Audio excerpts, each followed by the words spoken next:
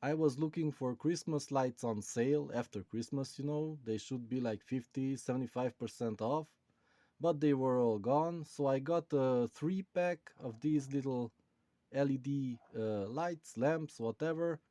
Three of them for $2 from Philips, of course, made in China, but they have kind of nice specs.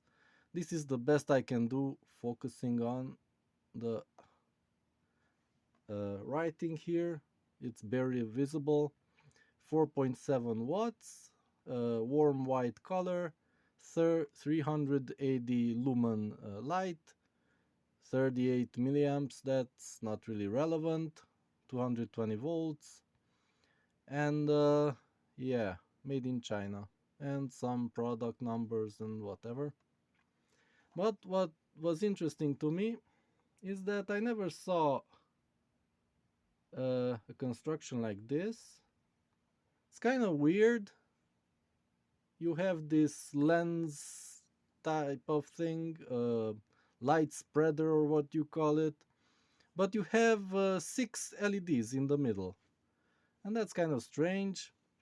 Probably making it more cheap to produce, cheaper to produce. So let's see what's inside. I already opened it once, so it should be easier.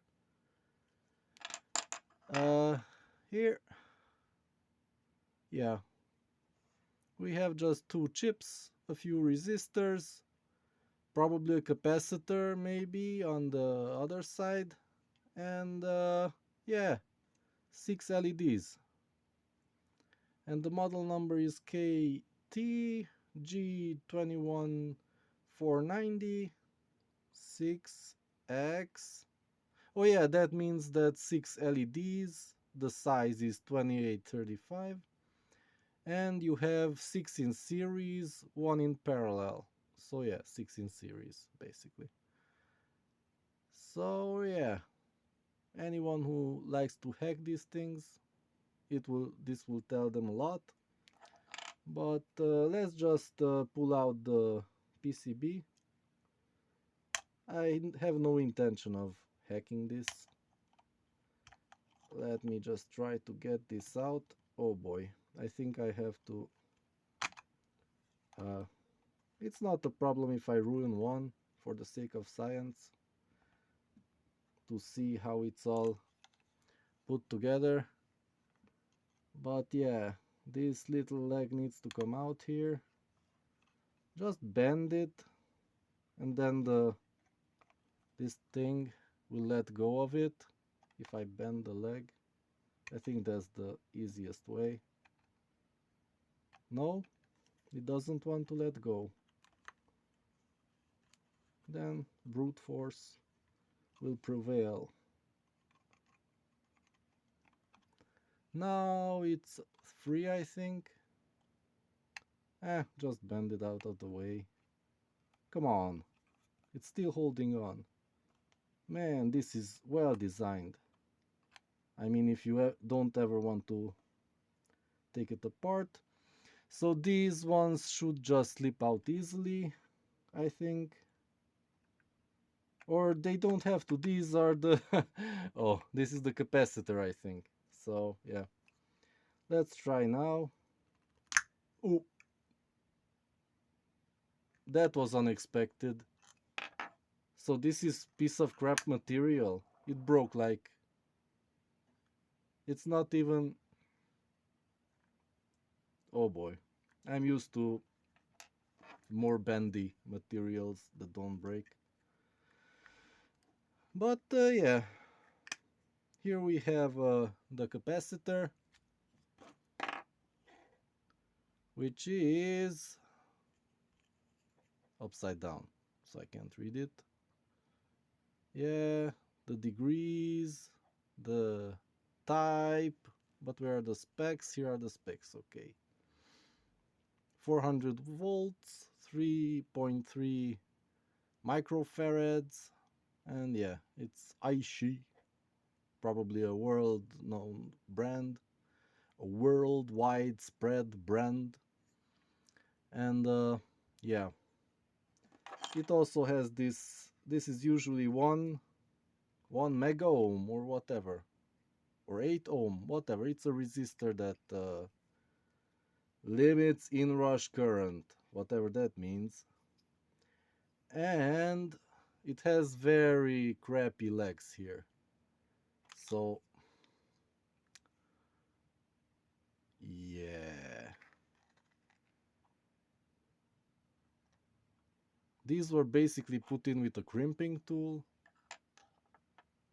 that crimps the wire inside and also pushes the tube sideways so it doesn't come out of the hole. And yeah, this is very primitive construction. Oh, why it doesn't have any thermal paste? I mean thermal glue. Because this doesn't have a metal outside, a heat spreader that used to be in LED light bulbs usually. So this is all the heat spreading. This does all the heat spreading, and it meets plastic and the lens in front. I mean, after the air gap, the lens. So yeah, 5 watts. This should get very, very hot. And I don't know why they designed it like this, but this may have an engineering problem, a design problem. That's why it was so cheap. Wait, it does have some thermal glue. I didn't even notice. But it makes no sense because it was glued to the plastic. Oh boy, that's dumb. That's just dumb. So they kept some of the processes even though the materials are totally different, and this serves no purpose. This glue. It didn't even hold in the circuit board. These tiny little things here, those hold it in. There's a groove or whatever you call it in which it clicks in, and yeah, then I break it apart and it's if I want to remove the circuit board. So yeah, resistor, wire. I mean, this is a fuse basically. It can burn out before the electronics if something goes wrong. And yeah, kind of an interesting new design. I will have to try them out, and I don't know if this can last for long. Consuming 5 watts on such a small little aluminum heat spreader. Yeah, I don't know how they designed this, but here you go. Maybe I'll make another video to see how the temperature rises as it stays powered on for a long period of time. Maybe it will burn down. I have equipment now that I can set up these experiments with time lapse, and yeah, maybe I do some videos like that.